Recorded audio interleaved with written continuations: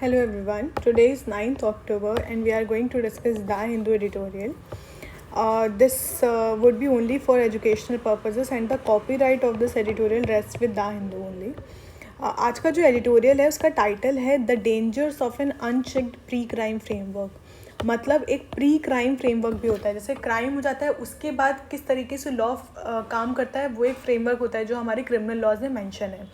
Pre मतलब पहले, तो क्राइम के पहले कुछ हुआ उसका भी एक फ्रेमवर्क है। मतलब ऐसे भी अरेस्ट होते हैं जो क्राइम करने से पहले भी होते हैं, तो ऐसे फ्रेमवर्क के बारे में ये बता रहा है प्री क्राइम। और ऐसे फ्रेमवर्क जब अनचेक्ड रहते हैं, मतलब जो इस फ्रेमवर्क में प्री क्राइम फ्रेमवर्क में पावर दी गई है, चाहे वो पुलिस को दी गई हो और किसी कमिटी को दी गई हो, जब वो अनचेक्ड रहते हैं, उनको चेक नहीं करता कि ये पावर किस तरीके से यूटिलाइज करी गई, तो उसके क्या डेंजर्स हैं उसको इसमें डिस्कस करा गया है।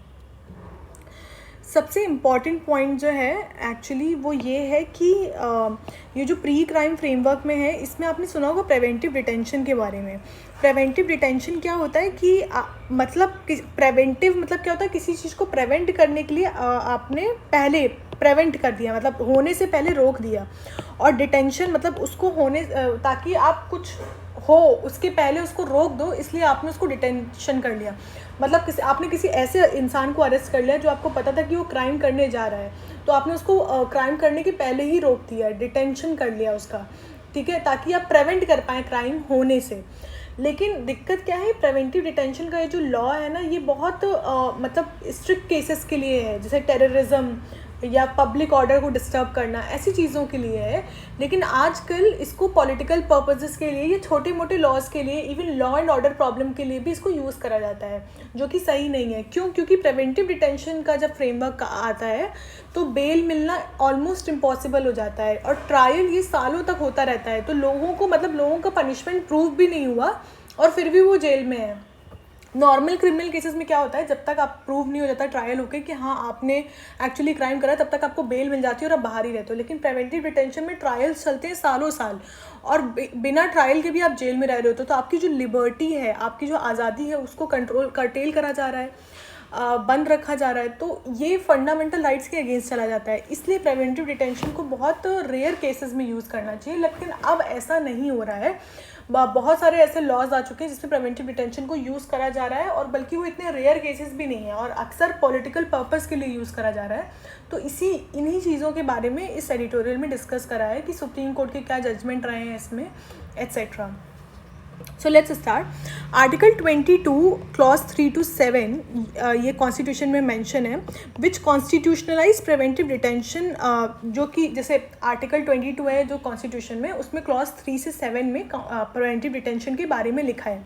तो क्योंकि कॉन्स्टिट्यूशन में ये मेंशन है तो ये कॉन्स्टिट्यूशनलाइज हो गया, मतलब ये जो प्रिवेंटिव डिटेंशन का फ्रेमवर्क है इसको कॉन्स्टिट्यूशन की बैकिंग मिल गई है, क्योंकि कॉन्स्टिट्यूशन में इसको सपोर्ट करा गया है इस फ्रेमवर्क को। ये ऑथर बोल रहे हैं कि ये कॉन्स्टिट्यूशन का बरमूडा ट्रायंगल है। मतलब बरमूडा ट्रायंगल क्या है, आप सबने सुना होगा, वो ऐसी जगह है जहाँ पे कोई भी शिप जाती है फिर वो लौट के नहीं आती।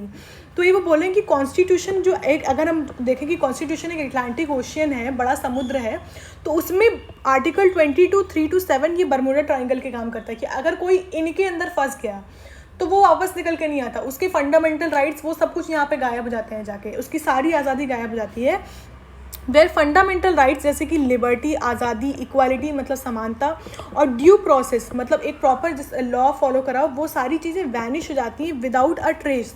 मतलब आर्टिकल 22 सब क्लॉज 3 to 7 में ये सारी चीज़ें वैनिश हो जाती हैं। मतलब जो लोग प्रिवेंटिव डिटेंशन में अरेस्ट होते हैं उनकी लिबर्टी उनसे ले ली जाती है, उनकी इक्वालिटी ले ली जाती है, और उनके साथ ड्यू प्रोसेस फॉलो नहीं होता है। मतलब एक जो प्रोसीजर होता है, अगर किसी ने क्राइम करा है उस हिसाब से फॉलो करने का, वो सब कुछ भी उनको नहीं मिलता है। इन जून दिस ईयर, इस साल जून में, वाइल सेटिंग असाइड ए प्रिवेंटिव डिटेंशन ऑर्डर, जब सुप्रीम कोर्ट एक प्रिवेंटिव डिटेंशन ऑर्डर को सेट असाइड कर रहे थे, किस लॉ के अंदर, Kerala anti social activities act 2007, ये एक लॉ है जिसके अंदर प्रिवेंटिव डिटेंशन का प्रोविज़न दिया गया था, केरला एंटी सोशल एक्टिविटीज़। तो इस केस में Dhanya M versus state of Kerala ये केस का नाम था। इसमें इस लॉ के अंदर प्रिवेंटिव डिटेंशन ऑर्डर, मतलब किसी को अरेस्ट करा गया था प्रिवेंटिव डिटेंशन, तो उन्होंने जाके सुप्रीम कोर्ट में इसके अगेंस्ट अपील फाइल करी कि हमें नहीं करा जाना चाहिए। तो सुप्रीम कोर्ट ने एक्चुअली बोला कि हाँ उसको हटाया जो प्रिवेंटिव डिटेंशन का ऑर्डर था, और ये भी बोला सुप्रीम कोर्ट ने, अंडरस्कोर करा, मतलब इंपॉर्टेंस बताई कि जो एक्स्ट्रा ऑर्डिनरी पावर है प्रिवेंटिव डिटेंशन की, इट मस्ट बी एक्सरसाइज्ड स्पेयरिंगली। ये जो पावर है प्रिवेंटिव डिटेंशन की, इसको बहुत कम ही यूज़ करना चाहिए, स्पेयरिंगली यूज़ करना चाहिए और स्ट्रिक्टली यूज़ करना चाहिए in accordance with constitutional safeguard. मतलब जो कॉन्स्टिट्यूशन में सेफगार्ड दिए गए, कॉन्स्टिट्यूशन में जो और लोगों के फंडामेंटल राइट्स की प्रोटेक्शन के लिए प्रोविजंस दिए गए हैं, और प्रिवेंटिव डिटेंशन में भी जो सेफगार्ड्स दिए गए हैं, उन्हीं के साथ ही प्रिवेंटिव डिटेंशन का जो लॉ है उसको यूज़ करना चाहिए। और कोर्ट ने ये भी रीएफर्म करा, फिर से बोला कि the principal that individual liberty can not B curtailed lightly. Court ने फिर से ये बोला कि जो इंडिविजुअल की एक आज़ादी है उसको आप लाइटली कर्टेल नहीं कर सकते। The court highlighted the vital distinction. Court ने क्या हाईलाइट करा? एक डिस्टिंक्शन, किसके बीच में? Public order and law and order के बीच में। देखिए मैंने आपको बताया कि लॉ एंड ऑर्डर और पब्लिक ऑर्डर के बीच में डिफरेंस है। देखिए अगर ये लॉ एंड ऑर्डर जो है वो एक बड़ी कैटेगरी है, ठीक है, इसमें कि किसी ने लॉ नहीं फॉलो करा एट्सेट्रा, मतलब जनरली इसी में एक जब लॉ एंड ऑर्डर बहुत सीवियर केस में कन्वर्ट हो जाता है तो फिर वो क्या बन जाता है? Public order. पब्लिक ऑर्डर ये है पब्लिक ऑर्डर। यहाँ पे ये लॉ एंड ऑर्डर ना फॉलो करना इतना घातक हो जाता है कि पब्लिक को दिक्कत होने लग जाती है, पब्लिक की पीस सिक्योरिटी पे बात आ जाती है। मतलब जैसे वो एकदम दंगे फसाद टेररिज्म इन सब पे बात आ जाती है, तो उसको पब्लिक ऑर्डर बोलते हैं। तो पब्लिक ऑर्डर में प्रिवेंटिव प्रिवेंटिव डिटेंशन यहाँ पे अलाउ होता है, लेकिन ये पूरी कैटेगरी के लिए जो लॉ एंड ऑर्डर वाली कैटेगरी है इसके लिए प्रिवेंटिव डिटेंशन नहीं फॉलो होता है। इसके लिए इंडिविजुअल लॉज हैं, आप उनको फॉलो करिए। आजकल क्या हो रहा है कि पुलिस इन ये लॉ एंड ऑर्डर वाले केसेस में भी प्रिवेंटिव डिटेंशन के ऑर्डर को लगा दे रही है, जो कि सही नहीं है। तो कोर्ट ने इसको हाईलाइट करा कि ये सही नहीं है। प्लस कोर्ट ने ये भी क्लैरिफाई करा that preventive detention can not be used as a substitutive for criminal prosecution. मतलब आप सब्सटीट्यूट के जैसे यूज़ नहीं कर सकते कि एक की जगह दूसरा, मतलब जो नॉर्मल क्रिमिनल प्रोसिक्यूशन है आप उसकी जगह प्रिवेंटिव डिटेंशन को यूज़ नहीं कर सकते हैं। और as a means to circumvent bail orders, और सर्कमवेंट मतलब जो बेल ऑर्डर दिए जा रहे हैं उसको स्किप करने के लिए आप प्रिवेंटिव डिटेंशन को यूज़ नहीं कर सकते, क्योंकि मैंने आपको बताया कि प्रिवेंटिव डिटेंशन के केसेस में बेल मिलना नेक्स्ट टू इम्पॉसिबल है। तो कोर्ट बोल रहा है कि आप इन सब की जगह प्रिवेंटिव डिटेंशन को यूज़ नहीं कर सकते हैं। सिमिलरली इसी के जैसे एक और केस था SK Nazneen versus state of Telangana, ये 2023 का केस है, जिसमें कोर्ट ने हेल्ड करा कि जो प्रिवेंटिव डिटेंशन है it was not justified when the case pertain to a mere law and order issue. Court ने यहाँ पे सीधे सीधे क्लैरिफाई करा कि प्रिवेंटिव डिटेंशन जो है वो जस्टिफाइड नहीं है, मतलब आप नहीं लगा सकते जब केस जो है वो सिर्फ एक मियर लॉ एंड ऑर्डर का इशू है, कि कोई लॉ नहीं फॉलो करा गया, कुछ ऑर्डर नहीं फॉलो किया, बस इतना छोटा से अगर कोई इशू है तो उसमें आप प्रिवेंटिव डिटेंशन नहीं लगा सकते। Rather than a public order concern, जब तक कोई पब्लिक ऑर्डर इतने बड़े लेवल पे कि पब्लिक को दिक्कत आ जाए ऐसी कोई कंसर्न नहीं आती, तब तक आप प्रिवेंटिव डिटेंशन का ऑर्डर नहीं लगा सकते।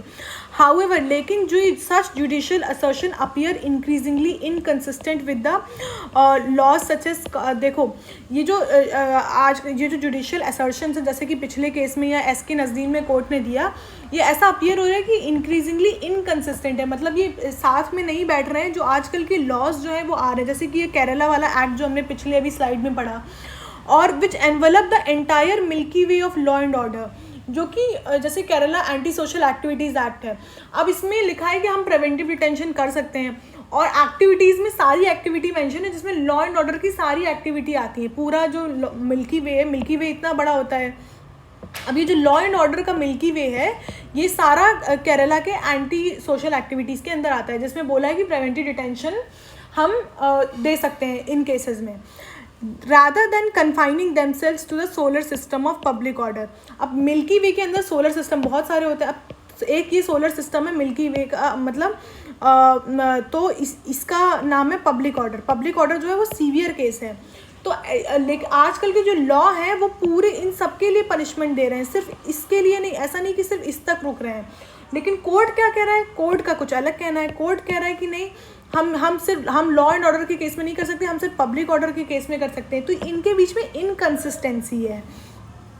क्यों? क्योंकि जो ब्रॉड डेफिनेशन है गुंडा और राउडी की, ये सब की मतलब बहुत इंटरप्रिटेशन हो सकता है इन सब चीज़ों में, इसीलिए यहाँ पे स्कोप भी ज़्यादा है मिसयूज़ होने का बाय पॉलिटिकल पार्टीज़ या फिर पुलिस एट्सेट्रा, क्योंकि इंटरप्रिटेशन में बहुत दिक्कत आ रही है। लेजिस्लेशन में वो किसी और तरीके से लिखा गया है, सुप्रीम कोर्ट उसको किसी और तरीके से इंटरप्रेट कर रहा है। मैंने आपको बताया कि जो आजकल के लॉज आ रहे हैं और जो एग्जीक्यूटिव है, चाहे वो पुलिस हो एट्सेट्रा, जो ये एप्लीकेशन कर रहे हैं प्रिवेंटिव डिटेंशन का, तो ये ब्रॉड स्कोप में देख रहे हैं। मतलब उसको देख रहे हैं कि प्रिवेंटिव डिटेंशन हम लॉ एंड ऑर्डर के केसेस में भी लगा सकते हैं, है ना। लेकिन सुप्रीम कोर्ट बोल रहा है कि नहीं, लॉ एंड ऑर्डर में नहीं लगा सकते, सिर्फ पब्लिक ऑर्डर जैसे सीरियस केसेस में हम प्रिवेंटिव डिटेंशन का यूज़ कर सकते हैं। तो एक इनकन्सिस्टेंसी आ रही है कि लॉ में क्या लिखा है सुप्रीम और एग्जीक्यूटिव क्या कर रहा है और सुप्रीम कोर्ट क्या बोल रहा है। The judgment in धान्या M referenced Rekha versus state of Kerala, state of Tamil Nadu. जो धान्या M में जजमेंट दिया गया है सुप्रीम कोर्ट ने, उसमें रेफर करा गया कौन से केस को, Rekha versus state of Tamil Nadu, जहाँ पे कोर्ट ने हेल्ड करा था the power of preventive detention is an exception to article 21 and must be treated as such. मतलब सुप्रीम कोर्ट ने बोला था कि जो प्रिवेंटिव डिटेंशन की पावर है, जो आर्टिकल 22 ऑफ द कॉन्स्टिट्यूशन में मेंशन है, वो आर्टिकल 21 का एक एक्सेप्शन है। क्यों? आर्टिकल 21 में क्या बोला है, right to life and liberty. तो राइट टू लाइफ में अब ये बोला गया है कि आपके पास लाइफ मतलब है, ठीक है, लेकिन प्रिवेंटिव डिटेंशन में तो आपकी लिबर्टी छीन ले रहे हैं, आपको मतलब आपको जेल के अंदर रख रहे हैं। तो वो बोला गया कि आर्टिकल 22 एक एक्सेप्शन है आर्टिकल 21 का, और उसको इसी तरीके से ट्रीट करना चाहिए, एक exceptional measure to be employed only in rare circumstances. मतलब एक ऐसा एक्सेप्शनल मेजर जो कि बहुत रेयर सर्कमस्टेंसेस में ही अप्लीकेबल हो, क्योंकि वो article 21 right to life and liberty की एक्सेप्शन है। मतलब right to life and liberty सबके पास है आर्टिकल 21 के अंदर, लेकिन अगर जब हम वो लिबर्टी किसी से ले रहे हैं तो वो बहुत रेयर केसेस में होना चाहिए, और इसीलिए प्रिवेंटिव डिटेंशन को बहुत रेयर केसेस में ही लगाना चाहिए। लाइकवाइज इसी के जैसे Banka Sneha Sheela versus state of Tamil Nadu 2021 का ये केस है। द कोर्ट रीइटरेटेड, कोर्ट ने फिर से बोला that any action involving preventive detention must be tested against the standards of article 21। कोई भी एक्शन जो आप प्रिवेंटिव डिटेंशन के अंदर ले रहे हैं, उसको आर्टिकल 21 में जो स्टैंडर्ड्स हैं उनके हिसाब से टेस्ट करना चाहिए कि क्या उसके हिसाब से सही है कि नहीं है। These rulings offer a faint glimmer of light। ये जो रूलिंग्स हैं सुप्रीम कोर्ट की, ये ऑफर करती देती हैं हमें एक फेंट ग्लिमर, मतलब चाहे वो बहुत छोटा ही लाइट रोशनी की एक मतलब रे हो, लेकिन कि हाँ कुछ तो रोशनी है, कम से कम सुप्रीम कोर्ट तो रिकग्नाइज कर रहा है कि ये गलत है। At the end of a tunnel, एक लंबी टनल के पीछे मतलब एक छोटी सी रोशनी दिखती तो आपको लगता है कि नहीं शायद कुछ तो होप है। Yet executive over reach continues, लेकिन जो एग्जीक्यूटिव की ओवर रीच है, जो ये लॉ को अप्लाई करते हैं, उनकी ओवर रीच मतलब कि जिस तरीके से नहीं करना चाहिए, जिन केसेस में नहीं करना चाहिए उसमें भी कर रहे हैं। ये जो ओवर रीच है वो अभी भी कंटिन्यू हो रही है, अनचेक्ड, बिना किसी चेक के वो कंटिन्यू कर रहे हैं in the domain of preventive detention. Preventive detention के डोमेन में वो ऐसा कर रहे हैं। एक कॉन्स्टिट्यूशनल एबिस, मतलब ये एक हेडिंग थी, मतलब मैंने कॉपी पेस्ट करा तो ये वैसे आ गई। तो इसको एक कॉन्स्टिट्यूशनल एबिस मतलब क्या होता है कि ऐसा जैसे अंधेरा, मतलब जिसके अंदर चले जा रहे हैं और आपको कोई रोशनी नहीं दिख रही है। तो ये प्रिवेंटिव डिटेंशन एक उसी तरीके से है। Preventive detention in India has a long lineage, इसकी एक बहुत लंबी लीनिएज है, मतलब बहुत पुराने समय से चला आ रहा है। Dating back to the Bengal regulation of 1818, Bengal regulation आई थी 1818 में, वहाँ से ये प्रोविजन अभी तक चला आ रहा है। Devised by the British to maintain colonial control, और ये जो लेजिस्लेशन 1818 में लाए थे वो ब्रिटिश लाए थे ताकि वो अपना कॉलोनियल कंट्रोल को मेंटेन कर सकें। The government of India act 1935 empowered provincial legislature to enact preventive detention law in the interest of public order. जो गवर्नमेंट ऑफ इंडिया एक्ट 1935 आया था, जिससे हमने कॉन्स्टिट्यूशन ऑलमोस्ट हमारा एक कॉपी है गवर्नमेंट ऑफ इंडिया एक्ट 1935 का, उसमें ये लिखा था कि जो प्रोविंशियल लेजिस्लेचर्स हैं, प्रोविंसेस में जो लेजिस्लेचर हैं, उनके पास पावर है कि वो प्रिवेंटिव डिटेंशन लॉ ला सकती हैं। किसके इंटरेस्ट में? पब्लिक ऑर्डर के इंटरेस्ट में। ध्यान दीजिए, पब्लिक ऑर्डर जैसी जब समस्या आ जाए कि लोगों की पीस, सिक्योरिटी, दंगे, टेररिज्म ऐसी समस्या आ जाए, तो तब आप पब्लिक ऑर्डर ऐसे केसेस में आप प्रिवेंटिव डिटेंशन का लॉ ला सकते हैं। ऑल्दो ब्रिटेन एम्प्लॉयड सच measures only during war time, even though जो ब्रिटेन है जिन्होंने ये लॉ लाया इंडिया में उस समय, वो प्रिवेंटिव डिटेंशन का लॉ सिर्फ वॉर टाइम, जब वॉर चल रहे थे उसी समय इस लॉ को यूज़ करते थे। इंडिपेंडेंट, लेकिन जो इंडिपेंडेंट इंडिया है उन्होंने inherit and retain this colonial relic with astonishing zeal. लेकिन ऐसा देखा गया कि जो आज़ाद इंडिया है उसने इस चीज़ को इनहेरिट कर लिया, मतलब इसको पुराने टाइम से इंडिया ने ले लिया और उसको रिटेन भी करे रहे, अभी तक रखे रहे। और ऐसी ये कॉलोनियल रैली को, एक कॉलोनियल चीज़ है प्रिवेंटिव डिटेंशन का लॉ, और इसको बहुत एस्टॉनिशिंग, मतलब शॉकिंग है कि कितनी ज़ील से इस प्रोविज़न को अभी भी हमारे कॉन्स्टिट्यूशन में, हमारे लॉज में रखा गया है, जबकि जहाँ जिस कंट्री ने लाया था उस कंट्री में ये एप्लीकेबल नहीं है, वो सिर्फ वॉर टाइम के समय यूज़ करते हैं और हम हमेशा यूज़ करते हैं इसको। इन द इंडियन कॉन्स्टिट्यूशन, ये एक बुक है a conversation with power, Gautam Bhatia ने लिखी है ये book.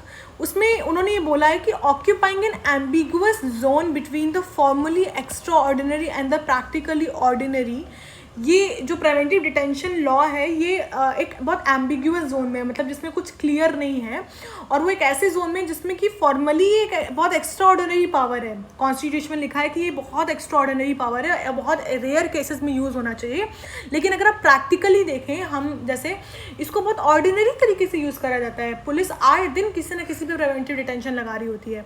Preventive detention was thoroughly embedded into the Indian legal landscape at the time of independence, और इसको बहुत इंडियन लीगल लैंडस्केप में, मतलब इंडिया के लॉ में इसको बहुत थॉरली एम्बेड करा गया था, मतलब रखा गया था। और so much so that facing a situation of communal tension, communist uprising and the partition, it turned into a public order tool under the newly independent federal and provincial governments. इस तरीके से रखा गया कि जब ऐसी कोई कम्युनल टेंशन की दिक्कतें आई या कम्युनिस्ट अपराइजिंग की, या जब पार्टीशन हुआ, तो इतना इसको यूज़ करा गया इस तरीके से कि ये पब्लिक ऑर्डर टूल में बन गया under the new independent federal and provincial. जब हमारी नई गवर्नमेंट्स आई तो उनके हाथ में एक पब्लिक ऑर्डर टूल के जैसे आया कि पब्लिक ऑर्डर डिस्टर्ब हो तो प्रिवेंटिव डिटेंशन लगा दो। Preventive detention was fiercely debated in the constituent assembly. ये जो जब ये कॉन्स्टिट्यूएंट असेंबली में डिस्कस हो रहा था कि हम कॉन्स्टिट्यूशन में क्या रखें, प्रोविजंस नहीं रखें, तो प्रिवेंटिव डिटेंशन के ऊपर भी बहुत डिस्कशन हुआ। The prevailing communal unrest lent it some legitimacy. जो समय कम्युनल अनरेस्ट चल रही थी, मतलब हिंदू मुस्लिम्स में लड़ाई चल रही थी, पार्टीशन का बैकड्रॉप था, उस समय कुछ लेजिटिमेसी लगी कि हाँ इतने दंगे फसाद हो रहे थे कि प्रिवेंटिव डिटेंशन जैसी चीज़ हमारे कॉन्स्टिट्यूशन में होनी चाहिए, क्योंकि उस तरीके की सिचुएशन ही चल रही थी उस समय। गौतम भाटिया एस्ट्यूटली ऑब्जर्व्स, गौतम भाटिया बहुत वाइसली ऑब्जर्व करते हैं कि article 22 was framed as a Janus faced provision incorporating elements of due process and then excluding them from the scope of preventive detention laws।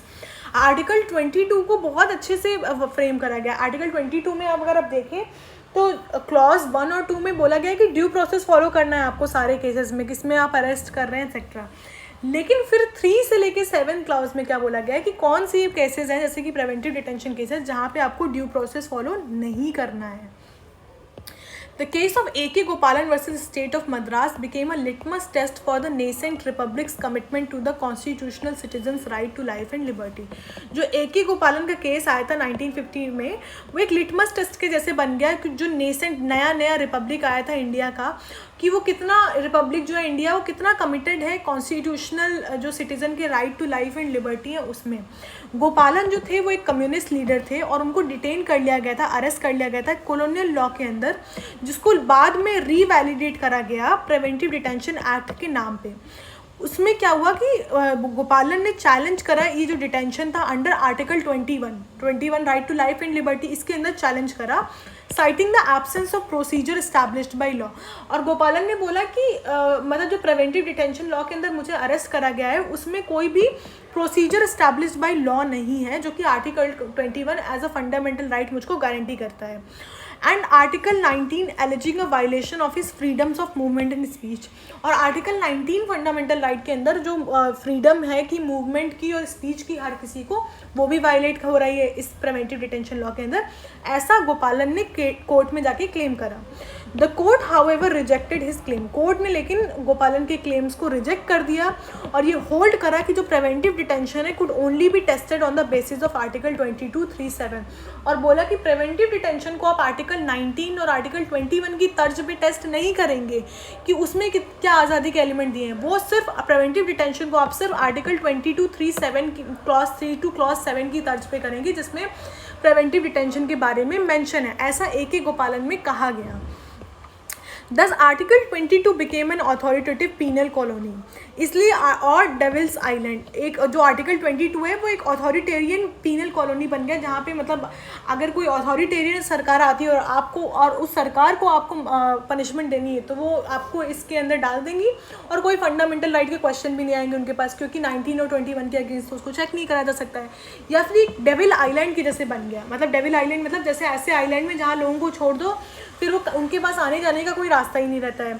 In India's constitutional geography, India की जो constitutional geography में इस तरीके से काम करा गया, मतलब isolated from the ocean of fundamental rights, जो फंडामेंटल राइट के ओशियन है उनसे बहुत आइसोलेट कर दिया गया आर्टिकल 2237 के अंदर जो प्रिवेंटिव डिटेंशन के केसेस हैं उनको।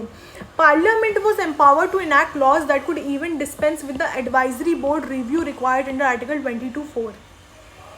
पार्लियामेंट को तो यहाँ तक की पावर दे दी गई कि एक एडवाइजरी बोर्ड कॉन्स्टिट्यूट करना होता है, ऐसा कॉन्स्टिट्यूशन में लिखा है प्रिवेंटिव डिटेंशन के केसेस में, जिसमें अगर शायद 3-4 महीने कितने महीने से ज़्यादा अगर आपकी अरेस्ट हो गई है तो पार्लियामेंट को तो ये भी पावर दे दी गई कि आपको वो एडवाइजरी बोर्ड भी नहीं बनाना है कुछ केसेस में, by merely invoking special circumstances. अगर पार्लियामेंट बस ये कह दे कि कुछ स्पेशल सर्कमस्टेंसेस इसके कारण हम ये, या फिर कुछ स्पेशल क्लास ऑफ पर्सन हैं और इनके कारण हमको ये एडवाइजरी बोर्ड नहीं बनाना, तो पार्लियामेंट तो ये भी कर सकता है। मतलब इवन कॉन्स्टिट्यूशन में जो एडवाइजरी बोर्ड का प्रोविजन भी दिया गया है थोड़ा, वो भी बाईपास कर सकता है पार्लियामेंट।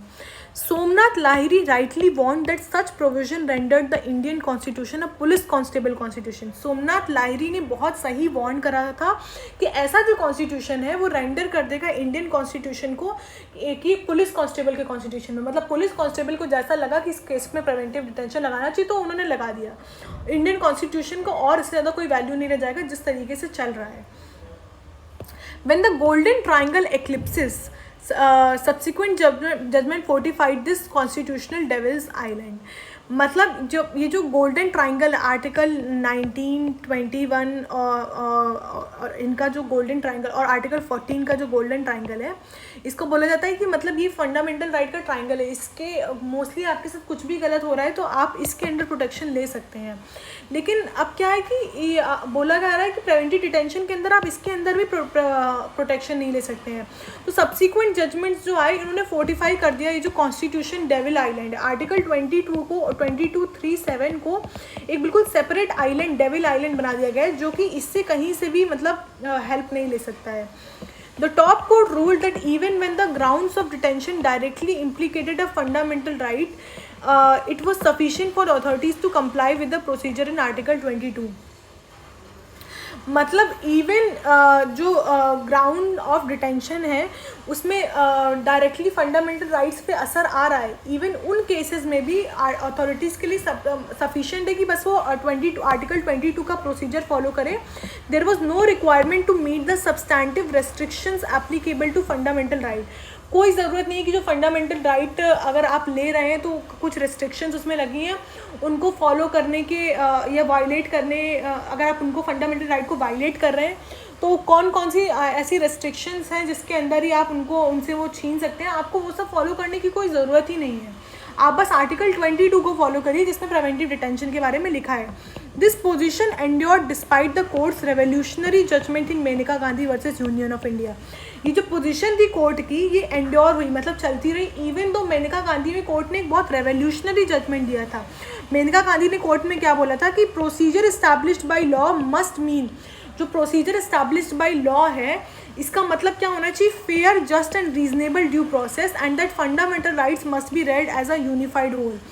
देखो जो प्रोसीजर इस्टेब्लिश्ड बाय लॉ, अब जैसे प्रोसीजर इस्टेब्लिश्ड बाय लॉ मतलब कोई भी लॉ जो पार्लियामेंट ने बनाया हो, तो कोर्ट ने बोला, और अब जैसे पार्लियामेंट ने प्रिवेंटिव डिटेंशन का लॉ बना दिया, लेकिन कोर्ट ने बोला कि नहीं, प्रोसीजर एस्टैब्लिश बाय लॉ का मतलब सिर्फ इतना नहीं होता कि पार्लियामेंट ने लॉ बना दिया, इसका मतलब ये भी होना चाहिए कि जो प्रोसीजर है वो फेयर हो, जस्ट हो, सही हो, रीजनेबल ड्यू प्रोसेस हो उसमें, इसका मतलब ये भी होना चाहिए। और जो फंडामेंटल राइट्स हैं आपको इनको यूनिफाइड होल की तरीके देखना है, ये सारे फंडामेंटल राइट्स ही एक हैं, ऐसा नहीं कह सकते कि ये अलग है और ये अलग है, ऐसा नहीं, ये सब एक हैं। इतना रेवोल्यूशनरी जजमेंट दे दिया गया था मेनका गांधी में, लेकिन फिर भी अभी भी ये जो बोला जा रहा है कि प्रिवेंटिव डिटेंशन जो है वो फंडामेंटल राइट आर्टिकल 19, 21, 14 से अलग है, ये अभी भी लेगेसी चलती आ रही है। Yet in A.K. Roy versus Union of India, the court fell back on pre-Menka reasoning to assert that preventive detention laws could not be challenged for violating Article 14, 19 और even the enriched interpretation of article 21। इसके बाद A.K. Roy case आया मेनका गांधी के पास, but फिर भी A.K. Roy के case में मेनका गांधी की पहले वाली रीजनिंग फॉलो करी गई। ये बोला गया कि प्रिवेंटिव डिटेंशन लॉ है उसको चैलेंज नहीं करा जा सकता, आर्टिकल 14, 19 या फिर 21 जो कि काफ़ी एनरिच हो चुका है उसके उनके वायलेशन के लिए प्रिवेंटिव डिटेंशन लॉ के चैलेंज नहीं करा जा सकता। The court also refuse to subject such laws to the doctrine of proportionality. Court ने ये भी रिफ्यूज़ कर दिया कि हम डॉक्ट्रिन ऑफ प्रोपोर्शनलिटी क्या होती है कि जो पनिशमेंट होनी चाहिए वो प्रोपोर्शनेट होनी चाहिए क्राइम के हिसाब से। मतलब ऐसा ना हो कि आपने चुराई टॉफ़ी और आपके हाथ काट दिए गए, प्रोपोर्शनेट होना चाहिए ना, मतलब कि जितना आपने क्राइम करा उसी हिसाब से आपको पनिशमेंट मिले। तो कोर्ट ने बोला कि प्रिवेंटिव डिटेंशन के केसेस में तो हम यार डॉक्ट्रिन ऑफ प्रोपोर्शनेट भी नहीं लगाएंगे हम, क्योंकि इवन तो अभी क्राइम नहीं करा है फिर भी उनको सालों साल अरेस्ट करा है, तो प्रोपोर्शनलिटी तो फॉलो हो नहीं रही है। तो कोर्ट ने बोला कि हम लगाएंगे नहीं, हम चेक ही नहीं करेंगे कि प्रोपोर्शनलिटी वाली डॉक्ट्रिन फॉलो हो रही है कि नहीं, which had become a central tenet of the constitutional review elsewhere in the rights framework। और जो डॉक्ट्रिन ऑफ प्रोपोर्शनलिटी है ये एक सेंट्रल फ्रेमवर्क बन गई है बाकी सारे कोई भी राइट्स हों कॉन्स्टिट्यूशन में जो दिए गए हैं उनके केसेस में, लेकिन प्रिवेंटिव डिटेंशन में कोर्ट ने रिफ्यूज़ कर दिया कि हम इसमें ये भी नहीं देखेंगे। Thus, इसलिए कोई person ensnared in this Bermuda Triangle of Article 22 is effectively cut off from the Golden Triangle of Article 14, 19 and 21। इसीलिए अगर कोई इंसान धोखे से ये जो बर्मुडा ट्राइंगल है आर्टिकल 22 का इसमें फंस गया तो वो बिल्कुल कट ऑफ हो जाएगा जो गोल्डन ट्राइंगल है आर्टिकल 14, 19 और 21 से, and is plussed into legal darkness, और वो एक लीगल डार्कनेस में गिर जाएगा। Granville Austin in working a democratic, Granville Austin एक काफ़ी फेमस कॉन्स्टिट्यूशन ऑथर है, उन्होंने बोला कि अपनी एक बुक है उनकी history of the Indian experience, इस बुक में उन्होंने प्रोफेटिकली ऑब्जर्व करा, मतलब बहुत पहले ही ये लिख दिया था 1999 में कि preventive detention had seductive charms for the executive branch as the former chief justice letter to the president and the prime minister had pointed out. ये बोल रहे कि जो प्रिवेंटिव डिटेंशन का लॉ है ना काफ़ी एग्जीक्यूटिव के लिए एक सेडक्टिव चार्म है। क्यों? क्योंकि एग्जीक्यूटिव के अगेंस्ट अगर किसी ने भी कुछ भी आवाज़ उठाई, एग्जीक्यूटिव जो है वो तुरंत इस प्रिवेंटिव डिटेंशन के लॉ को यूज़ कर सकता है। और ऐसे कि कोई एक लेटर होगा जो कि फॉर्मर चीफ जस्टिस ने लेटर लिखा होगा प्राइम मिनिस्टर और प्रेसिडेंट को, उससे ये पता भी चल रहा होगा जो ग्रैनविल ऑस्टिन ने अपनी बुक में मेंशन करा। Although perhaps a necessary evil, even though ये जो प्रिवेंटिव डिटेंशन लॉ है कुछ केसेस में नेसेसरी ईविल है, कोई दंगा फसाद कर रहा है तो उस केसेस में हम वेट नहीं करेंगे कि वो दंगा करे 10 लोगों को मार दे उसके बाद हम अरेस्ट करेंगे। वही वो कह रहे हैं कि नेसेसरी ईविल है, मतलब ये बुरा है लेकिन नेसेसरी है। In some situation such as witness intimidation, जैसे कुछ लोग क्या करते हैं कि बेल पे बाहर हैं और विटनेस को जाके धमका रहे हैं कि तुम मेरे अगेंस्ट कुछ नहीं बोलोगे कोर्ट में जाके, तो ऐसे केसेस में बहुत नेसेसरी हो जाता है कि इनको प्रिवेंटिव डिटेंशन के अंदर रखा जाए ताकि जो हो ट्रायल हो सही से हो जाए, विटनेस को धमकियाँ ना मिले। लेकिन it easily becomes which whose overuse produce not only injustice to individuals but also atrophy in police investigatory and prosecutorial skills। मतलब लेकिन ईजिली इसका मिसयूज़ हो जाता है। इवन ऐसा सिर्फ इंडिविजुअल्स को इंजस्टिस ही नहीं मिलता बल्कि पुलिस भी जब अपने मतलब काम कर रही होती है तो उसमें भी इसका मिसयूज़ होता है बहुत ज़्यादा। These hazards would only intensify over time, और ऐसा देखा जाए कि समय के साथ ये सिर्फ बढ़ ही रहा है, कम नहीं हो रहा है इसमें जो प्रिवेंटिव डिटेंशन का मिसयूज़ है। Dilemma of the pre crime, अभी जो प्री क्राइम का डिलेमा है कि मतलब आपको रोकना भी होता है लेकिन इसका मिसयूज़ भी हो सकता है, तो इसी को डिलेमा बोलते हैं। स्टीवन स्पाइलबर्ग्स माइनॉरिटी रिपोर्ट, इनकी कोई रिपोर्ट होगी जिसमें उन्होंने based on Philip K Dick's 1956 short story powerfully dramatises the jurisprudential dilemma of preventive detention. एक ही स्टोरी, शॉर्ट स्टोरी है, इसमें पावरफुली ये मतलब दिखाया गया है कि क्या डिलेमा रहता है जो प्रिवेंटिव डिटेंशन का, मतलब जूरिस्प्रूडेंशियल डिलेमा क्या है, मतलब कि जस्टिस में इसको यूज़ भी करा जाता है लेकिन इसका मिसयूज़ भी बहुत होता है। पर्टिकुलरली लिबरल डेमोक्रेसीज़ में, ओपन डेमोक्रेसीज़ में क्या मतलब दिक्कत आती है इसमें। इन द फिल्म, इस फिल्म में ये दिखाया गया कि एक स्पेशल पुलिस यूनिट होती है जिसको प्री क्राइम बोला जाता है। वो it uses pre cognitive humans and advance technology to prevent murders before they occur. ये कुछ ऐसे ह्यूमंस को यूज़ करते हैं जैसे प्री कॉग्स, जिनको पहले से पता चल जाता है कि यहाँ पे क्राइम होने वाला है, और या फिर एडवांस टेक्नोलॉजी को यूज़ करके वो मर्डर होने से पहले ही उसको रोक देते हैं। द प्रोटैगनिस्ट इज एप्रीहेंडेड, जो इस फिल्म का हीरो होता है उसको अरेस्ट कर लिया जाता है एक मर्डर के लिए। He has not yet committed, जिसने अभी तक करा नहीं है वो कर देता, लेकिन अभी तक करा नहीं, उसको पहले से अरेस्ट कर लिया है। He is presumed guilty, denied a fair trial and offered no opportunity to be heard. उसको पहले से प्रिज्यूम कर लिया गया कि गिल्टी है, उसको कोई फेयर ट्रायल भी नहीं दिया गया और उसको कोई अपॉर्चुनिटी भी नहीं दी गई सुनने के लिए कि वो अपना पॉइंट रख सके। This mirrors the legal logic of preventive detention.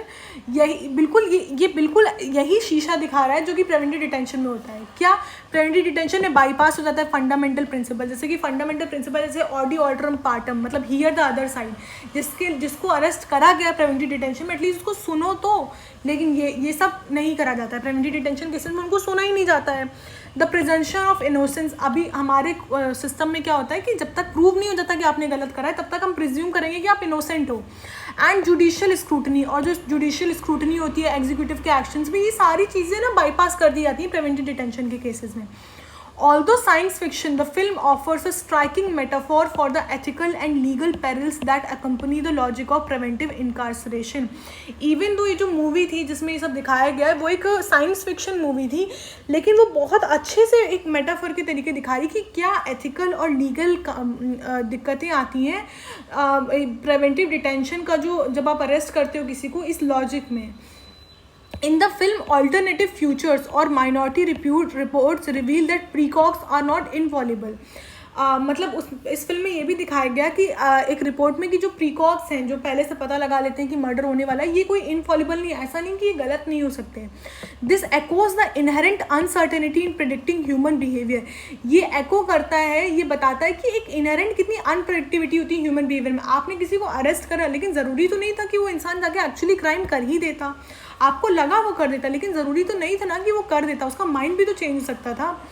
Which is the Achilles heel of preventive detention regime. और यही एक एकिल्स हील है, मतलब एक ऐसा पॉइंट है जिसको प्रिवेंटिव डिटेंशन में जिसमें सबसे ज़्यादा दिक्कत है, क्योंकि आपको क्राइम भी प्रिवेंट करना है, लेकिन आपको समझ नहीं आ रहा है कि एक्चुअली गलत तो नहीं हो गया, एक्चुअली ऐसा तो नहीं था कि क्राइम होता ही नहीं।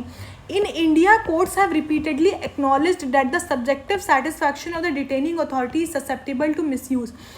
इंडिया में कोर्ट ने काफ़ी बार ये बात को एक्नॉलेज करा गया है कि जो सब्जेक्टिव सेटिस्फैक्शन होती है डिटेनिंग अथॉरिटी की, जो अथॉरिटी लोगों को डिटेन करती है प्रिवेंटिव डिटेंशन के अंदर, उनकी जो खुद की सेटिस्फैक्शन होती है वो ससेप्टिबल है, मतलब वो एक्चुअली उसका मिसयूज़ हो सकता है, स्पेशली उन केसेस में जहाँ पे डिसेंट हो रहा हो, प्रोटेस्ट हो रहा हो या पॉलिटिकल अपोजिशन हो रहा हो, वहाँ पे इनका मिसयूज़ का चांसेस ज़्यादा बढ़ जाती हैं। In this metaphorical ecosystem, the sponsoring authority, detaining authority and even the advisory board, ये जो metaphorical system है जिसमें हमारा जो system है, इसमें अगर हम देखें जो sponsoring authority है, detaining authority या फिर even advisory board जो constitution में mention है कि preventive detention के cases में हमको form करना है, they function as India's equivalent of the precogs. ये इंडिया में precogs के जैसे function कर रहे हैं, जैसे कि उस मूवी में precogs होते थे जो पहले से पता लगा लेते थे कि कौन क्राइम करने वाला है। Issuing decision based on perception, जो कि परसेप्शन के बेसिस में उनको क्या लगा इस बेसिस पे डिसीजन दे देते थे, और प्रोबेबिलिटीज़ के बेसिस पे कि ऐसा होगा कि नहीं, क्राइम होने वाला था कि नहीं था, rather than proof and procedure. ये प्रूफ और प्रोसीजर नहीं देखते, ये बस उनको क्या लग रहा है उस बेसिस पे डिसीजन दे देते हैं। With weak procedural safeguards and limited judicial review, क्योंकि जो प्रोसीजरल सेफगार्ड्स हैं जो प्रिवेंटिव डिटेंशन के केसेस में मिलते हैं वो काफ़ी वीक हैं और जुडिशियल रिव्यू भी बहुत लिमिटेड है. Preventive detention in India presents the very dangers that minority reports sought to warn us against. Preventive detention India में उन्हीं डेंजर्स को दिखा रही है कि प्रेजेंट कर रही है जो कि माइनॉरिटी रिपोर्ट में ऐसा बोला गया था कि हमको वारंट करा गया था कि ऐसा नहीं होना चाहिए, मतलब वार्न करा गया था. In light of the top court's recent observation, जो टॉप कोर्ट के अभी रीसेंट ऑब्जर्वेशन आए धानिया एम केस में, there is an urgent need to reexamine the constitutional property of A.K. Gopalan and A.K. Roy case. बहुत urgent need है कि जो constitutional cases आए थे A.K. गोपालन और A.K. रॉय केस, जिसमें बोला गया था कि प्रिवेंटिव डिटेंशन के केसेस में फंडामेंटल राइट्स को आप बाईपास कर सकते हैं, उनको आप उन केसेस को फिर से खोलें और फिर से उसमें जजमेंट रिवाइज करें and to reform the preventive detention regime. और जो पूरा रिजीम है प्रिवेंटिव डिटेंशन का, इसको आप रिफॉर्म करें. At the very least such extraordinary power should be confined strictly to combating grave threats. और सबसे लीस्ट में ये जो एक्स्ट्रा ऑर्डिनरी पावर है, कम से कम इतना तो कह ही दीजिए कि जो ऐसी प्रिवेंटिव डिटेंशन की एक्स्ट्रा ऑर्डिनरी पावर है, इसको आप बहुत ग्रेव थ्रेट के केसेस में यूज़ करें, जैसे कि टेररिज्म, ट्रांसनेशनल ड्रग कार्टल्स, ऐसे बड़े बड़े केसेस में, कि ड्रग के कार्टल्स चल रहे हैं, टेररिज्म चल रहा है, ऐसे केसेस में यूज़ करें. And no use as a routine administrative tool. इसको एक रूटीन टूल के जैसे यूज़ ना करने लग जाए, हर केस में प्रिवेंटिव डिटेंशन ना लगा दें. Unless checked, India's pre-crime framework will continue to undermine the very constitutional values that it purports to protect. अगर हम इसको चेक नहीं करेंगे इसमें कि क्या दिक्कतें आ रही हैं, तो फिर ये जो प्री कॉन्स्टिट्यूशनल फ्रेमवर्क है इंडिया का, जो ये उसी चीज़ को रिस्क में ला देगा. जो कॉन्स्टिट्यूशनल वैल्यूज़ को प्रोटेक्ट करने के लिए ये फ्रेमवर्क लाया गया था, उन्हीं को ये रिस्क में ला देगा. एंड इससे हमारा एडिटोरियल फिनिश होता है. आई होप आपको सही लगा हो. अगर आपको अच्छा लगा हो तो please do comment and please like and share with other people. Thank you so much.